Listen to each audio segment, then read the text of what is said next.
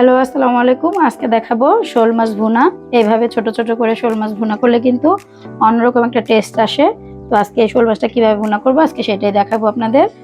এই হচ্ছে শোল মাছ ভুনা করব, মানে রান্নার জন্য যা যা উপকরণ লাগবে আমি সবগুলো এখানে ধুয়ে কেটে রেডি করে নিয়েছি। এখন আমি বসিয়ে দেব আমার শোল মাছ রান্না। তো এখন আমি চুলায় একটা কড়াই বসিয়ে দিলাম। এখন চুলাটা জ্বালিয়ে নিচ্ছি। তো এখন আমি কড়াইতে দিয়ে দিচ্ছি পরিমাণ মতো সয়াবিন তেল। এখন দিয়ে দিচ্ছি পেঁয়াজ কুচি।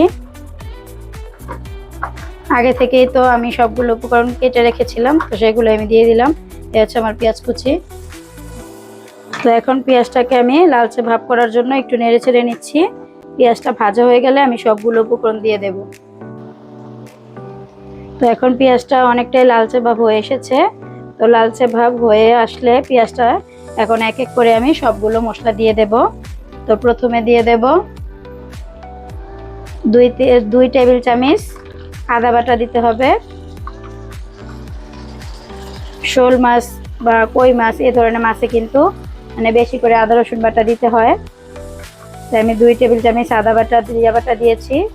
এই জিরা বাটা দিচ্ছি 1 টেবিল চামচ।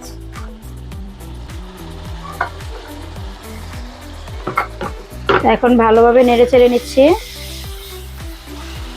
দেখুন আপনারা মশলাটা কিভাবে কষাচ্ছি। এখন দিয়ে দিচ্ছি পরিমাণ মতো লবণ। মাছ অনুযায়ী লবণ দিতে হবে, তাই এটার কোনো মাপ বললাম না। এখন দিয়ে দিচ্ছি 1 টেবিল চামচ হলুদ। হলুদের গুঁড়ো দিয়ে দিলাম। এখন দেব মরিচ, দিয়ে দিচ্ছি 1 চামচ মরিচের গুঁড়া। এখন মশলাটাকে ভালোভাবে নেড়ে চেড়ে কষিয়ে নেব। মশলা কিন্তু যত কষাবেন ততটাই গন্ধ ঠিক মতো আসবে। আর মশলা কষানো কম হলে মশলায় মাছের মধ্যে গন্ধটা, আদা রসুনের গন্ধটা থেকে যায়। তাই আমি এখন মশলাটা ভালোভাবে কষাবো। মশলাটা কষানোর জন্য আমি একটু পানি দিয়ে দিলাম। এখন ভালোভাবে মশলাটা কষিয়ে এরপর দিয়ে দেব আমি মাছ।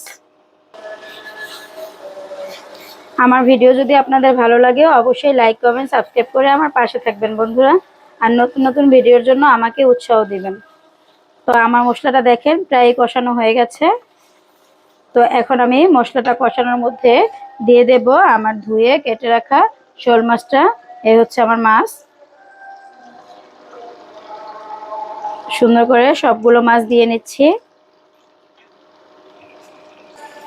তো এখন ভালোভাবে মশলার সাথে মাছটাকে মিক্স করে আরো কিছুক্ষণ কষাবো। মাছটা কিন্তু যত কষানো হবে ততটাই টেস্ট বাড়বে। তাই আমি মাছটা এখন অনেক টাইম নিয়ে কষাবো প্রথমে। তো কষানোর জন্য আমি এখন দিয়ে দিচ্ছি ঢাকনাটা। এভাবে 2 মিনিট জাল করার পরে আমি উঠিয়ে নেব ঢাকনাটা। তো এখন ঢাকনাটা উঠিয়ে দেখি কি অবস্থা। এই তো আমার মাছও কিন্তু প্রায় কষে এসেছে,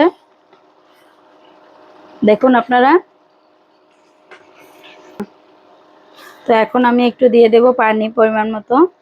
এটার 1 মুখ পানি দিয়ে দিচ্ছি। তো এখন আরো কিছুক্ষণ জাল হবে, আর জাল হওয়ার পরেই আমার রান্না কিন্তু শেষ হয়ে যাবে। তো বন্ধুরা এরকম সহজ সহজ ঘরোয়া টিপস পেতে হলে আমার চ্যানেলটাকে অবশ্যই সাবস্ক্রাইব করে বেল আইকন চাপ দিয়ে রাখবে। তো এখন একটু আমি ঢেকে দিচ্ছি। 5 মিনিট ঢাকনাটা দিয়ে রাখবো, পরে দেখবো কি অবস্থা আছে তোমাদের সেটা দেখাবো।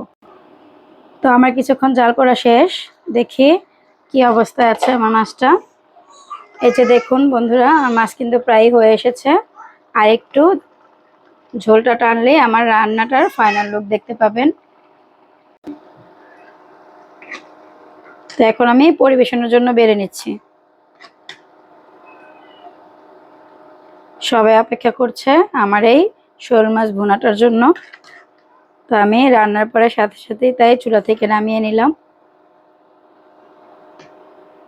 এ হচ্ছে আমার শোল মাছ রান্নার ফাইনাল লুক।